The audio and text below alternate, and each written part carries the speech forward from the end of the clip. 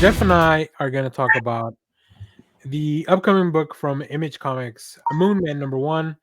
This is the reason this book, I guess, we're no, not the reason we're talking about it, but one of the reasons that I found it interesting was because Kid Cudi, who obviously musician, makes he's co-writing on this book. So we'll give you a quick synopsis of this. Let me see. In this book, oh, let's talk about the creative team first. So this is written by Scott Mescudi, who's Kid Cudi's name, and Kyle Higgins, with art by Marco Locati, Igor Monti on colors, and letters by Hassan Otsmani Elhau. In this book, let me give you the synopsis real quick.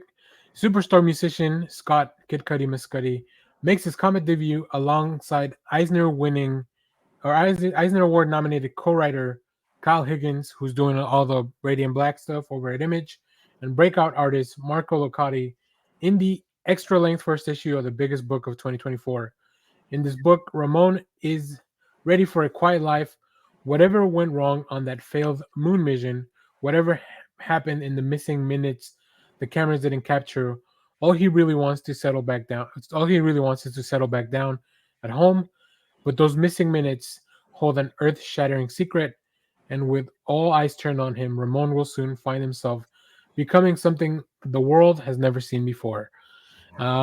So I think I didn't read the synopsis going into it. I enjoyed the first issue. I think there's a lot of good stuff. There's a lot of stuff that's maybe a little kind of convoluted, and we'll talk about it a little bit without going into any spoilers. But Jeff, what did you think of the book? Yeah, I thought it was okay. It was it sets up, so it does set up, like, I feel like there's a lot that it sets up. You get evil corporation stuff, you get how there's nods to, like, the protest world that we kind of live in, and then there's some, how the police react to that. And there's a whole slew of world that they're trying to build in this first issue, which feels, when Danny said convoluted, it feels like a lot that's crammed in that they probably could have sprinkled a little bit more delicately or throughout the comic as it goes on. Yeah. The artwork was good, but I found it a little bit confusing at times as to what was happening. But it's very pretty artwork. Yeah, visually is just very, like, I don't, whatever they're trying to, those otherworldly vibes and the unknown mystery, because a lot of it hinges on whatever happened to those 7 minutes, right? So this corporation, Janus, without going too deep into it, they're trying to get man back to the moon after 50 years of not doing so, of nobody being up there.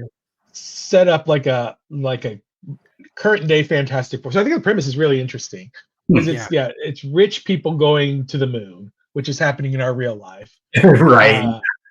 And it does kind of hint at the premise of, like, well, what if that were the Fantastic Four, kind of, sorta.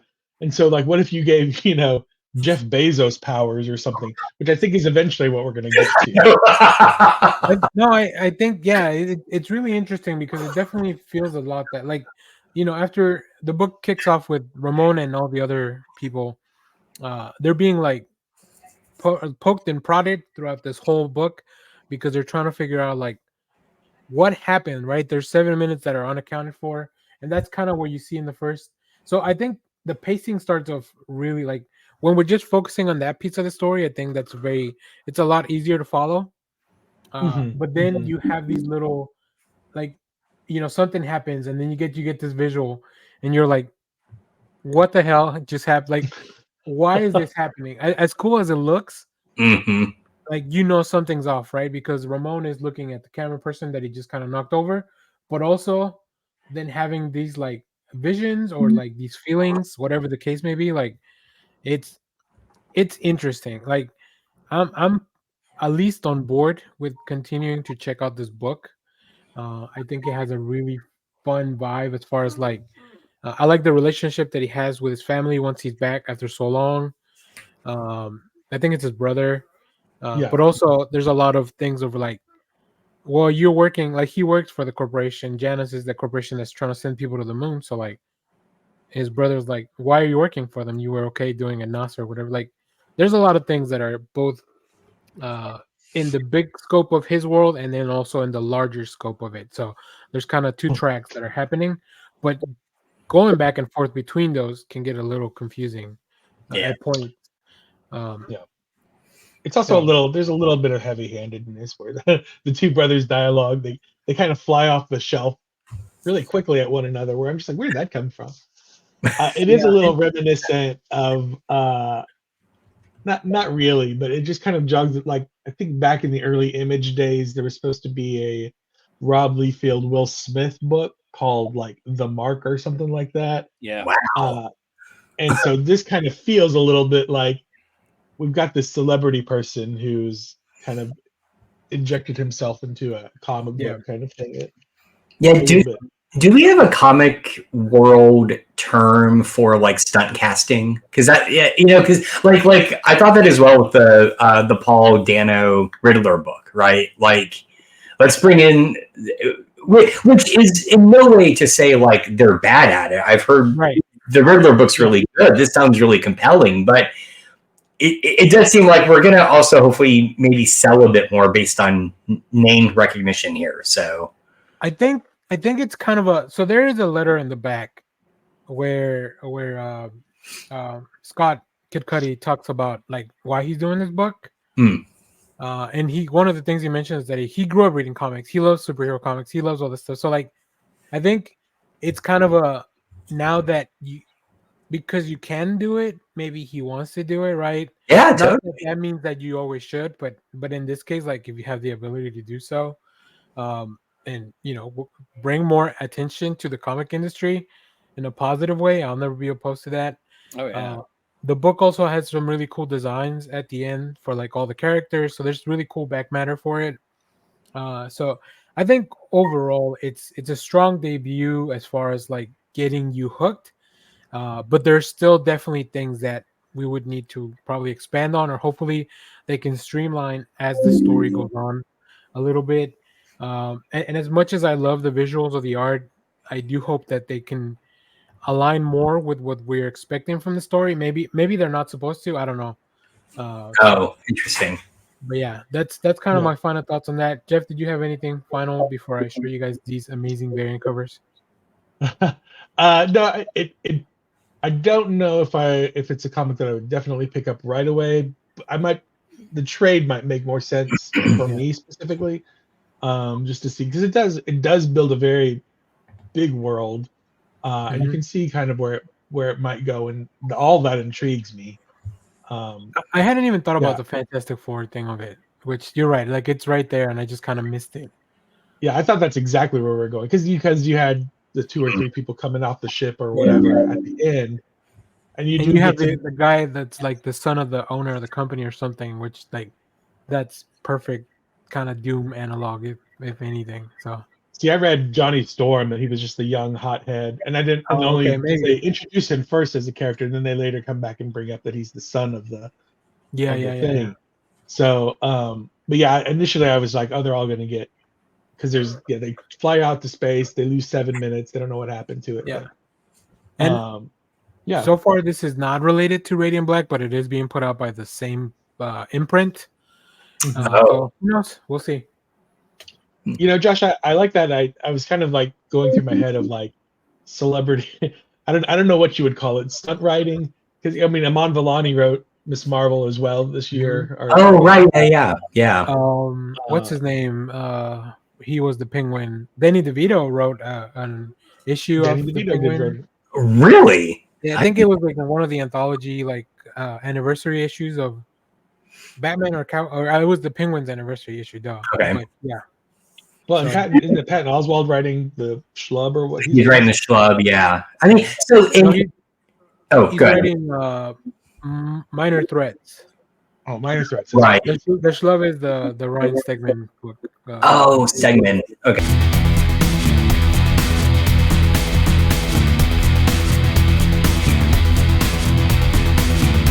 I Hello, everyone. Daniel here from the Next Issue Podcast. On today's video, I'll be doing a review for The Devil That Wears My Face, #4. This is a new book from MadCaveStudios. Let's take a look at the creative team before we get into this book. This book is written by David Pepose with art by Alex Cormack, Justin Birch on colors. And I have been really enjoying this book. If you are new to this series, the quick pitch is think of The Exorcist meets the movie Face Off. Now, in this specific issue, and we have reviews for every issue, so you can always go back to the channel, check those out. But Frame for Murder by the Demonic Legion, Father Vieri must survive a deadly chase through the streets of Rome in order to escape the Inquisition. But as he possesses Vieri's body, Legion unveils a terrifying new way to spread his corruption across the Vatican. Can Vieri find a way to turn the tables on the unholy adversary that wears his face, or will this haunted exorcist find his last hopes extinguished by the devil himself? This issue is super action packed. I think a lot of the stuff that we had seen in the previous issues was really building up to this. It feels like Legion is running out of patience and just really stopped giving a fuck about hiding his identity in a lot of these places. Cormac's art continues to be just super rad, very gory when it needs to be, but also very like I get a lot of swashbuckler type of vibes from this issue. A lot of it has to do with Father Vieri and this other body. The way he's kind of dressed, which I really like. I thought that was a really neat touch, and it's always good to see a chase scene in a comic book. I think has to feel very dynamic in order to really make an impact. And there's a lot that happens here. We also get to see Maria kind of step up to the plate in a really cool way. So let's take a look at some of the preview art so you can see some of the stuff I'm talking about. So as you can see here, we are being confronted. Legion in the body of Father Vieri has everyone fooled, and Father Vieri in this body of Mr. Lazarus or Monsieur Lazarus, I don't remember exactly his name, but he really had sprung a trap for Legion, and unfortunately, because of some interference by the Cardinal Mancini, things did not go according to plan. Cardinal Mancini paid the ultimate price. I really love how there's a panel here where you can see that Maria has a vision, and we don't know exactly what any of that stuff means. But we do know that this is the only way that they'll be able to maybe escape Legion. So really cool. Very like they jump out the window. Like I said, this is a part that feels really swashbuckler to me, but of course still with that tinge of horror, and of course a little bit of adventure. So really fun stuff. This issue is very fast paced. It really throws out a lot at you at the same time, but in the end. It really has a good payoff towards those last few pages. So I think the team is doing some really exciting stuff. I can't wait to see what happens next. I was behind on the series, and I did eventually read the issue from December 13th last week. So we have a review for that on the channel. So I'm very glad that I was able to catch up on this one right before the release. So if you...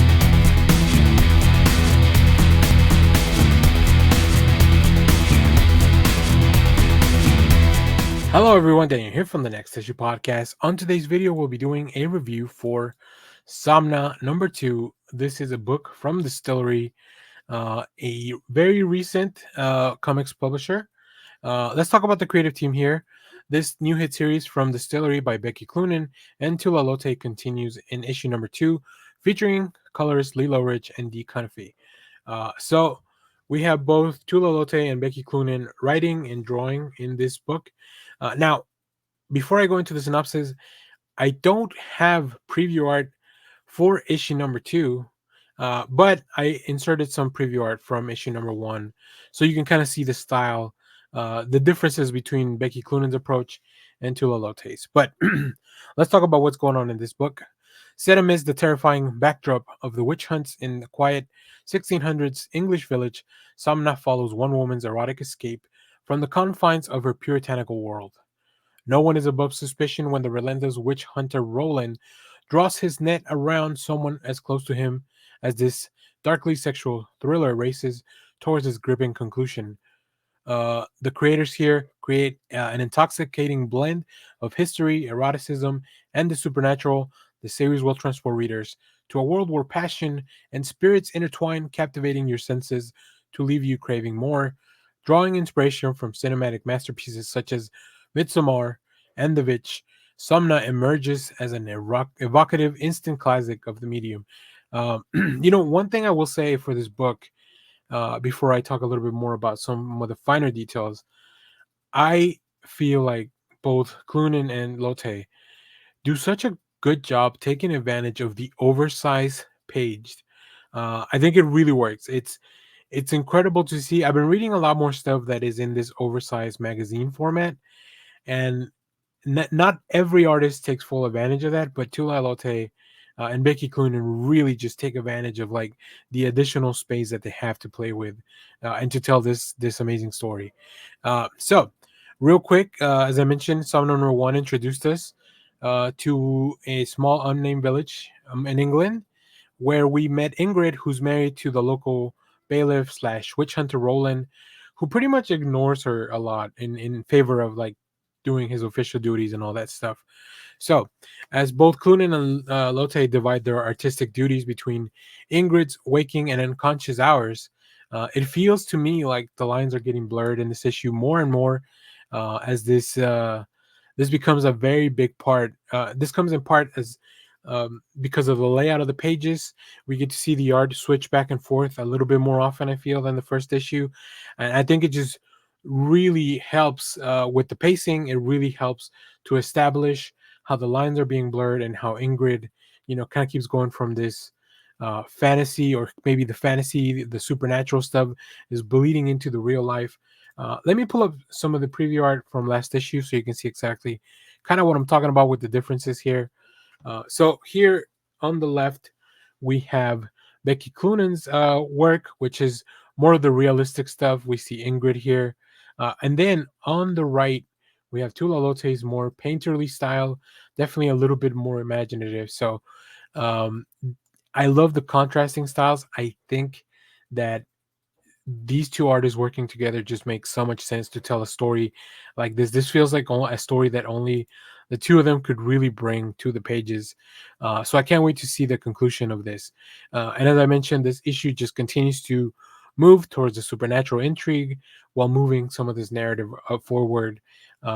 It's very interesting. I think this is going to be a really good reread when it's all out collected, because we can just kind of go through the full story as opposed to waiting a few months in between of these issues. But collecting this physically has been a lot of fun. Like I said, the books are oversized. There's some amazing covers by a lot of really cool artists too. You'll see some of those at the end of the video. But yeah, this book is pretty spicy, so make sure that if you're going to read it in public, maybe just make sure that nobody's looking over your shoulder. So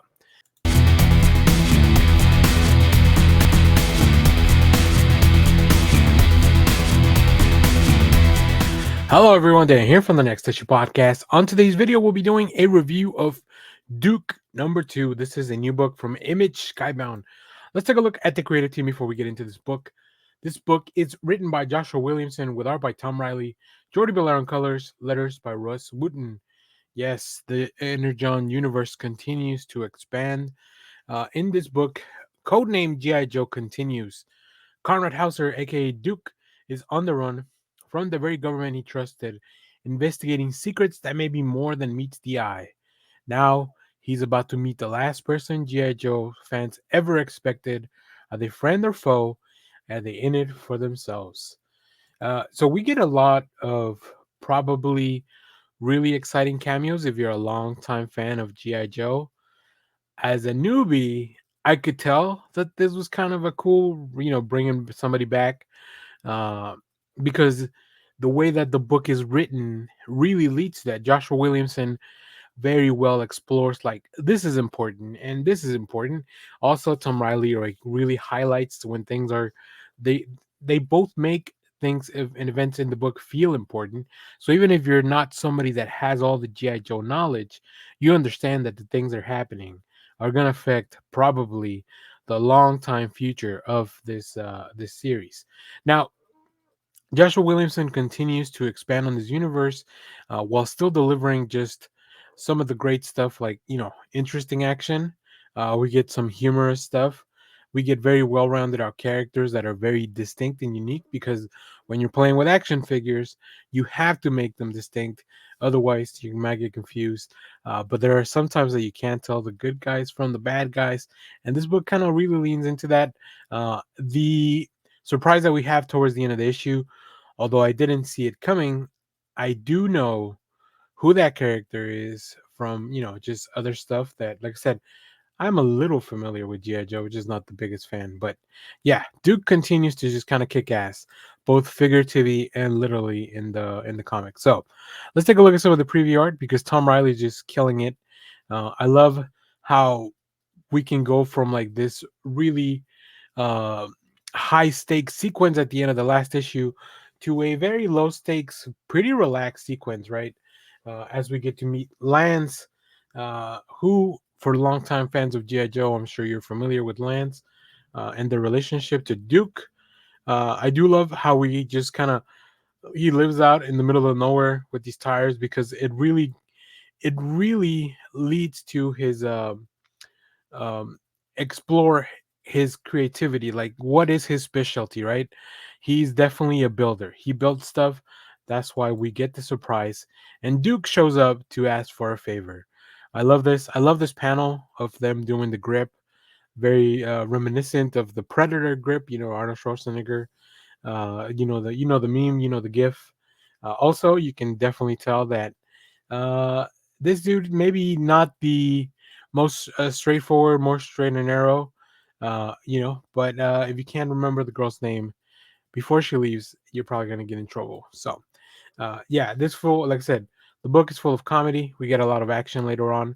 We get introduced to more characters and a big surprise at the end. Just really well paced, beautifully drawn, and just a really fun story that I'm really enjoying. So I hope that longtime fans of GI Joe are also enjoying this. I would love to hear from you down in the comments. I think the reception for issue 1 was very well deserved, and you may see a couple of more cameos at the end of the video because they got their own cover. So if you recognize them, good for you. The book definitely introduces you to everyone that's around. So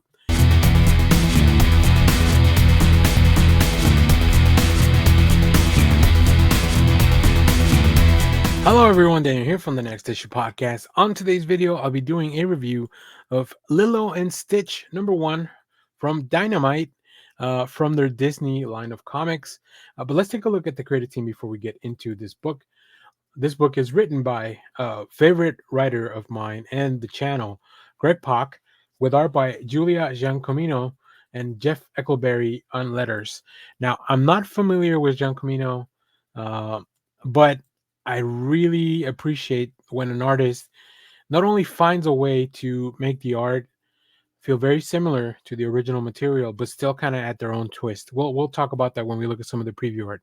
So get ready for a new adventure with Lilo and Stitch as the irrepressible pair launch their very first ongoing comic series, brought to you by superstar writer Greg Pak, who you may have read from Darth Vader, Mech Cadets, Planet Hulk, World War Hulk. Like, Greg Pak has been around the block making comics for a long time, and I'm just such a big fan.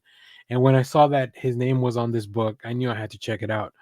So we appreciate our friends over at Dynamite for sending us a review copy. And like I said, I'm very excited to get introduced to a new artist and Julia Giancomino. So in this book, life seems to have calmed down for Experiment 626 and his new family on Earth, at least until the evil aliens come hunting for everyone's favorite blue fur troublemaker. The kicker? They're using giant robots that are powered by Stitch's own DNA. Will Lilo's beloved pet be able to take on these villains and lead them away from his adopted planet and loved ones? And even if he succeeds, will he be able to find his way back home? Um, so I will start with saying this. I've actually never seen Lilo and Stitch, and I was a little hesitant going into this book that I would be lost because, like I said, I haven't seen the film. But actually, there's a couple of pages in this issue where Pak and Giancomino do a very good job of giving you, within 2 pages, the overarching beats of the film, so that you're caught up with everything. Like, of course, it doesn't go into all the details and all the nuances, but you get enough there. It's almost as if you kind of went back and read it on Wikipedia, but it's done so much better because you get to see the way it's presented. It's in a really fun way. And, you know, the device used for this kind of update and catch up of the original story is really fun. So, you know, so even if you've never seen the film, I think this is something you can get into. Now, before we look at the art, I don't have any preview art myself, but the people over at Adventures in Poor Taste had an exclusive. So I used some of that art that I'll be showing you, so you'll be able to see them. I don't mind promoting their website because I think it's a very cool website for comics. There's a lot of really cool people over there. So yeah, all these art previews come from their exclusive for this book. So let's take a look at some of that art. And as you can see here, the evil robots right away. You immediately kind of know that they're evil because the little squinty eye, like it's all these little details, right? They're kind of shaped like sharks, which is already kind of, you know, if you know Lilo and Stitch, they're of course water, and you know they live in a close to a water environment because they live on an island. So of course sharks are always going to be like kind of a danger to them, which is a really fun design for these robots. Like just all these little clues to let you know that hey, these are the bad guys and they're up to no good. So of course, I just love how efficient the art and the storytelling is here. Oh, and then we catch up with our protagonist as they are up to no good, no shenanigans. As really, this almost feels like it could be an episode. I don't know if there was a TV show for Lilo and Stitch, but if there was, I imagine this is the feel that it would have. But yeah, just very interesting. You kind of get an idea of everyone's personality in the first few pages. And of course, dealing with an alien, I'm sure that it can be a little tough. So, overall, I enjoyed this book. I think I'm going to stay reading in the next few chapters just to figure out where the story's going, because Greg Pak does a really interesting thing that he separates our protagonists and they kind of have to go on their own little adventure, or at least that's what it feels like after the first issue. And I think that's very smart because we've seen what they can do when they work together. If you've seen the film, now let's see how what they can do when they are separated. I think that's a different, interesting new challenge. But the book is a lot of fun. Like I don't think this is gonna be end up being like something super serious or super sad. So I highly, highly recommend that you check this out. And of course, it is a Dynamite book, so there are plenty of variant covers that you can check out. I left some of my favorite ones at the end of the video. Stay tuned for that. So if you have read this book, let me know what you thought about it down in the comments. As always, remember that our members of the channel get to watch a lot of these videos first. So make sure to check that out. All the details are in our page. And of course, if you can't help out that way, you can always support the channel by leaving a comment, sharing, like, subscribe, all the YouTube stuff, and make sure to ring that bell so you know when we go live. That is most Saturdays, 10 a.m. Central Standard Time. Stay tuned because we have more comic reviews, trailer reactions, TV recaps, live streams, and all that fun stuff here in the channel. Thanks for watching, everyone. Bye-bye.